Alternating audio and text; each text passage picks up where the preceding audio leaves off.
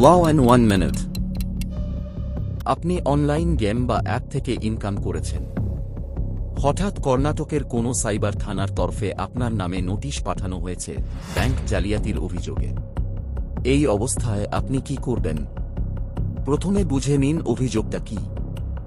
1. আপনি পশ্চিমবঙ্গে বসে গেমিং অ্যাপ থেকে টাকা ইনকাম করেছেন। 2. অভিযোগ, জালিয়াতি করে টাকা কামিয়েছেন, অন্য কারো অ্যাকাউন্ট থেকে টাকা আপনার অ্যাকাউন্টে এসেছে। 3. 420 প্রতারণা, এর 166 এর মতো ধারায় অভিযোগ করা হতে পারে। এরপর কি করবেন? 1. ভয় পাবেন না, পালিয়ে যাবেন না, শান্ত থাকুন। 2. প্রথমে যাচাই করুন নোটিশ বা মেসেজটা আসল কিনা, ফেক ইমেল, হোয়াটসঅ্যাপ নাকি অফিসিয়াল লেটার। 3. কোনো অচেনা লিঙ্কে ক্লিক করবেন না, অর অ্যাকাউন্ট ডিটেলস শেয়ার করবেন না। 4. একজন অভিজ্ঞ সাইবার ক্রাইম আইনজীবীর সঙ্গে যোগাযোগ করুন। 5. এফআইআর হয়েছে কিনা জানুন, হলে এফআইআর কপি সংগ্রহ করুন। 6. আগাম জামিন, অ্যান্টিসিপেটরি বেইল এর জন্য আবেদন করুন।